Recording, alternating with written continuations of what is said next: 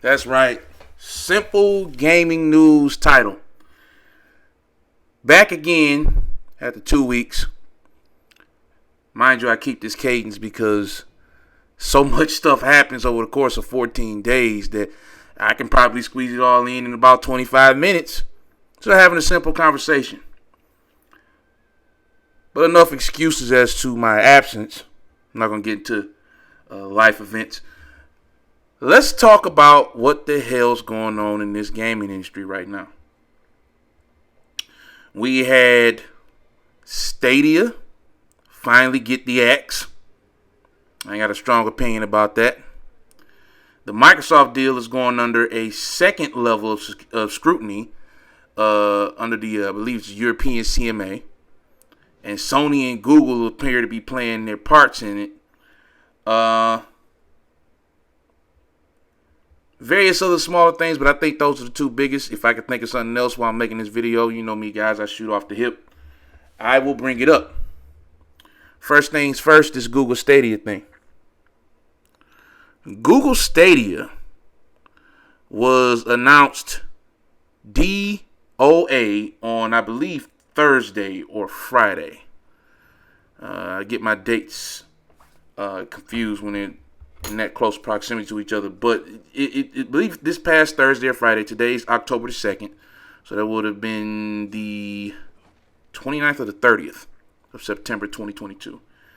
Google Stadia was announced. It was announced by Google that Stadia is going to be discontinued and canceled. Now, little do you guys, would you guys be aware of, rather. I was a subscriber to Google Stadia since day one. I have literally had it since November of about 3 years ago, however long it was. I played it. I enjoyed it to some extent. I bought things on it. Why? Because even before I made YouTube videos, I've always been, someone who tested out video game content and technology. I'm a technology buff. It's the reason why I got my degree in computer science. I love this shit, right? And even though it's a bad idea, I'll give it a try. As long as it's not detriment to me to the point where it's like, oh man, you can't pay your rent or something with this, with this thing being on your docket. And what the hell with it? Why not? I'll give it a shot. I gotta say that at first it did start off rough, as performance wise. I'm talking about Stadia. But as time progressed, it got better. I can even attest to the fact that I recently was playing Destiny 2 on my Xbox Series X through the Windows Edge browser on the Series X on Stadia. I played Destiny 2 with a pair of friends who were on PlayStation 5. And outside of the initial setup and maybe the first 5 or 10 minutes of play, after about a few hours, I forgot that I was streaming this damn game. It felt like I was playing it on the basic Series X. It felt natural. I say all that to say this. Execution-wise, the service was not bad, right? There was nothing wrong with how Google Stadia ran on an execution level. The problem with Google Stadia is and always will remain, one, how they delivered content, and two, the fact that there wasn't that much of it that was actually worth a damn, right? Like, they didn't have their own original games, which doesn't necessarily mean anything, but you get NBA 2K on there, you're getting the last gen version of NBA 2K running in 4K 60 on, like, why aren't you getting the PS5, Xbox Series X and S versions of NBA 2K? Same thing goes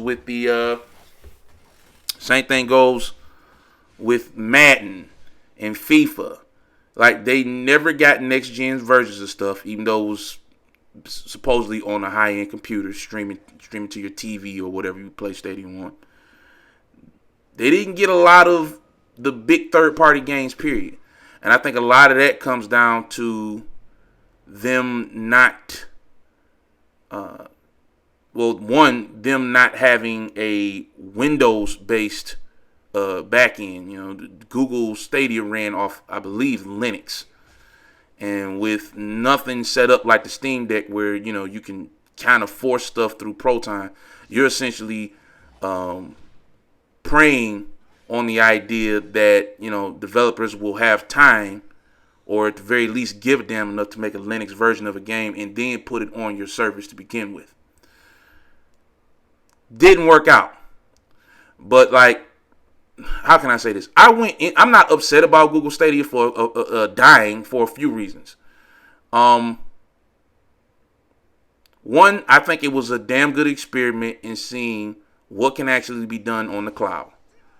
It definitely showed people who actually played it what's possible, right? Because for all intents and purposes, I've used xCloud, I've used the NVIDIA GeForce service, I've used Amazon Luna. I think GeForce is probably the best one on the consistency level, and Google Stadia was like right under it. And then xCloud's under that. Like xCloud's solid sometimes, but you really want to be wired, because if you're not, it could be kind of meh. That being said, I'm not disappointed, because it shows what's possible in the future, which has always been the plan for this cloud stuff. Is this is not something that's going to replace boxes now. It's going to be something that possibly is going to be a primary choice in the future. And the big reason is they give me all my damn money back. Let's just be honest. Like, if they weren't giving me all my money back for the stuff I purchased, I'd be pissed. And I got a nice piece of change coming back. Let's just say that.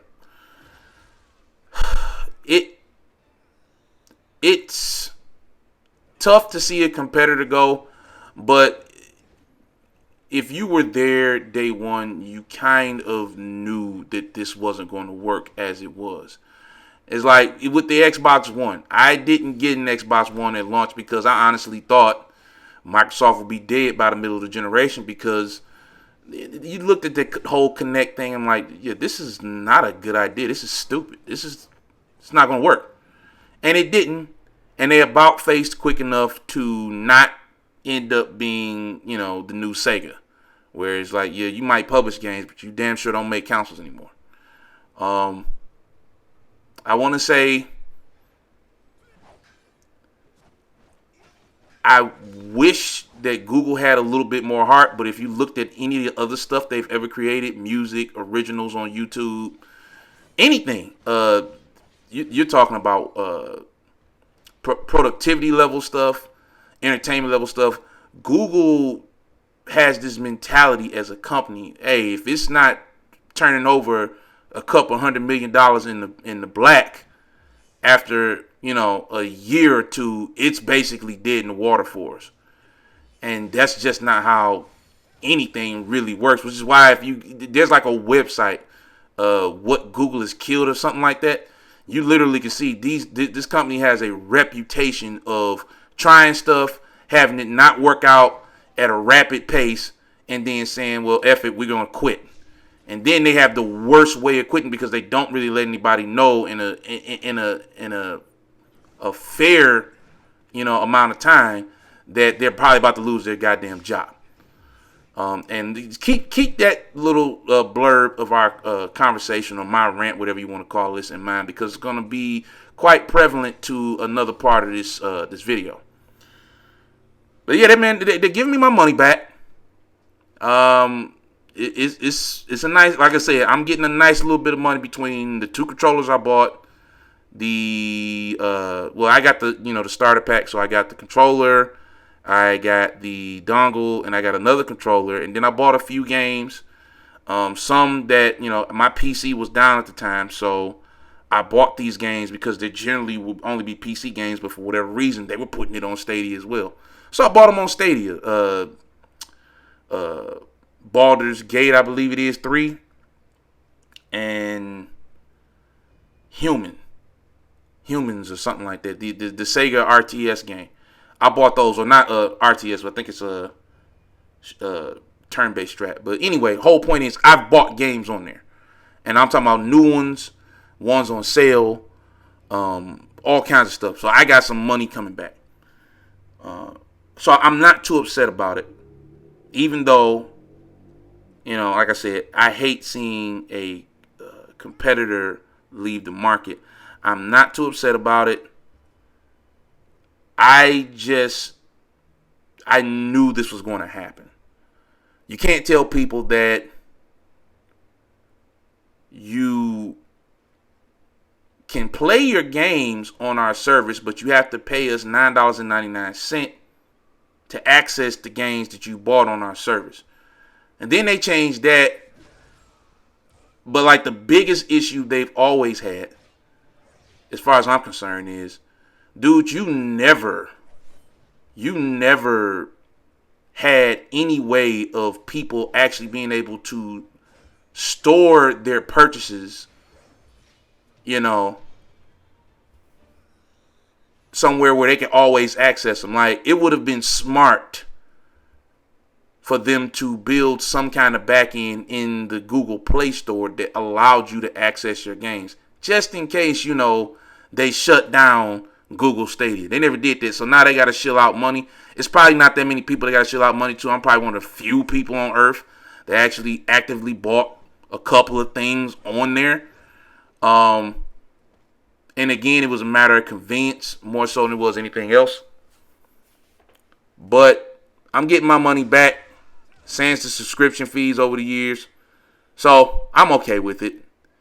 It's indicative of, really how bad Google is at this kind of stuff, right? It's indicative of that. It lets you know that, once again, Phil Harrison might be, he might be worse than Don Matrick when it comes to fudging up what should be sure things. Like, I still don't understand how they fumbled the bag on that Xbox One launch and lifespan. Just not reading the room, right? But yeah, Phil Harrison is like, what, 3 for 3 or 4 for 4? He's fucked up everything he's touched, and at some point you got to say, okay, well, maybe it's him. I think we're there. Yeah, but Google Stadia is gone, man, and honestly, business model wise, good riddance. As far as, how well the service runs, it's unfortunate, but maybe somebody else will buy it, or at the very least use it. Like I said, it does work pretty well now for those who haven't tried in a while. I know it started off kind of bad, but it's not bad now. So maybe they'll make some kind of use of it. But that particular story touches on our next piece of news, which is Sony and Google may be trying to sabotage this Microsoft ABK deal. And I'm really tired of talking about this shit. Like, it seems to be something new every 2 weeks. But I guess when $70 billion is on the line, motherfuckers gonna make it a big deal, right? For obvious reasons. It's a lot of money.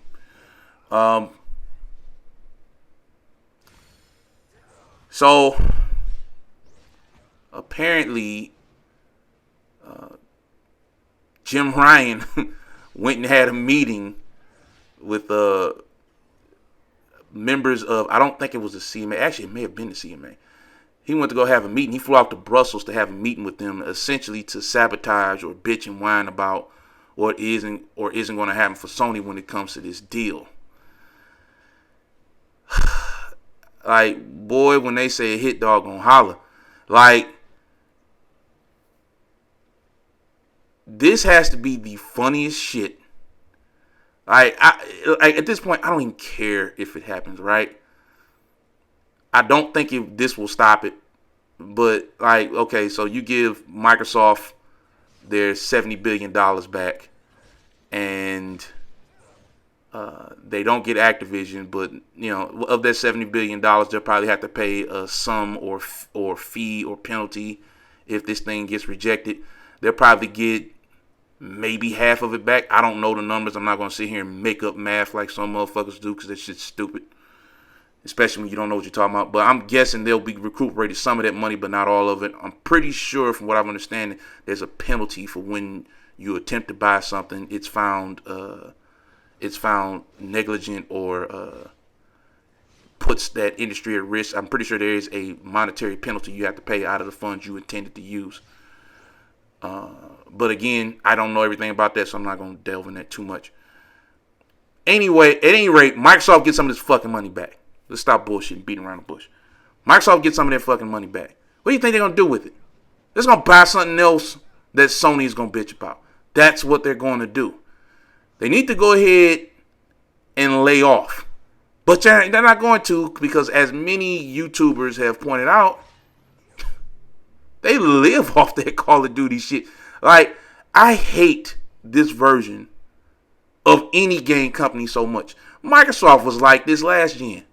Yeah, the over dependence on licensed games, the over dependence on, aren't you guys going to give us this, or can you please give us that? Like, dude, make your own shit and just ensure that you get a version of it. You don't need to secure special content and all that other bullshit. Just make sure you get a version of Madden. Just make sure you get a version of NBA 2K. Just make sure you get a version of Call of Duty. Sony has strong IP. They could easily slot into those fucking spots. They're being fucking lazy about it. They don't want to spend the money to make a SOCOM because they want to make a new single-player, third-person, narrative-based game where you walk a fucking kid through the woods while dodging zombies. That's what they want to fucking do. They don't want to. That's what they want to keep making that game. They want to keep making that game over and over again. And then change and say, no, now it's robot dinosaurs. Or now it's fucking samurais. Now it's this. Because that's all they fucking do. I'm tired of seeing those games. I know they have talented developers. I know they can make something else. Make something else. And don't fucking sit here and give me that argument. Oh, well, that stuff sells. Clearly it doesn't. Because if it wasn't that big of a deal, they wouldn't be trying to keep fucking Call of Duty on PlayStation, even though somebody else is about to own the shit. See what I'm saying? Like, to you, that's all they need. But to them, clearly that ain't the fucking case. Right? So, I would love for this to actually go down. Just because somebody at Sony's got to make SOCOM again, dude. Somebody at Sony has got to make a new motherfucking siphon filter. Somebody at Sony needs to make Twisted Metal and make Twisted Metal right. I mean, apparently they are doing that, but it's a time with a TV show, so God knows how that can end up being. But somebody's got to make the stuff they already own. Where the fuck's Jet Moto? Like, it's so many games and IPs that these clowns own that they won't touch because, let's make an interactive movie every 6-7 months and then, pay somebody to make a game that actually does something different from everything we make. I don't have a problem with PlayStation games, right? I really don't. I know it sounds like that. I really don't. But like, you've played PlayStation games. You know I'm not lying. Dude, come on. It's the same shit over and over again. You see this game that I'm playing right now, that I'm playing rather terribly, at least at the very beginning of this video, still not that great right now. This is basically, like, if you reskin this and put Nathan Drake in this, that's essentially what, like, that's the PlayStation libraries. Third person this, third person that, third person that. Mind you, this shit's good. I'm not saying it's bad. They're not bad games. But, if redundancy was a fucking actual physical thing, it would be the PlayStation library. The PlayStation first party library would be redundant. Like, not one first person shooter, dude. Not one JRPG. Not one Western style RPG. You got developers for this shit. Like, if it's not on it's not VR, it's not different with them. And they have the IP to do it. That's the killer part. That's the shit that, like, being an old motherfucker who's played PlayStation 1, PlayStation 2, PlayStation Portable, PlayStation 3, PlayStation Vita, PlayStation 4, all the way up to PS5. I know what IP they own. They have a super diverse, list of IP that are under their control. And it's constantly, let's pay this company to make this only for us. Or let's pay this company to put this map only in our game. Goofy shit. And two things, and I've said this before in my other videos, two things will happen if this deal goes down. Microsoft should, big emphasis on should, Microsoft should allow those developers at Activision and Blizzard to diversify their portfolios. What I mean by that, that means that there are plenty of games that Activision owns that lie dormant because Bobby Kotick and his crew had decided, well, they're not making the money Call of Duty makes, so fuck them. Those guys get to make games again. If you go back and look at, what was the team's name? I think it's Dark Moon Studios. Those guys are fucking amazing game creators. The Transformers games they made, incredible. They're not making anything like that right now because they're doing a part of Call of Duty Warzone. Raven Software, incredible backlog of games. All they're making is Call of Duty right now. Microsoft's going to change that. And Sony, on the other hand, is going to be forced to be more diverse in their lineup of games. Gaming needs that. Like, as much as I enjoy, again, and the redundancy, I got to put it out there because some motherfuckers going to cut this and turn it into something else. As much as I enjoy Sony's first-party games. Like, I platinum Horizon Zero Dawn, and I had to take a break.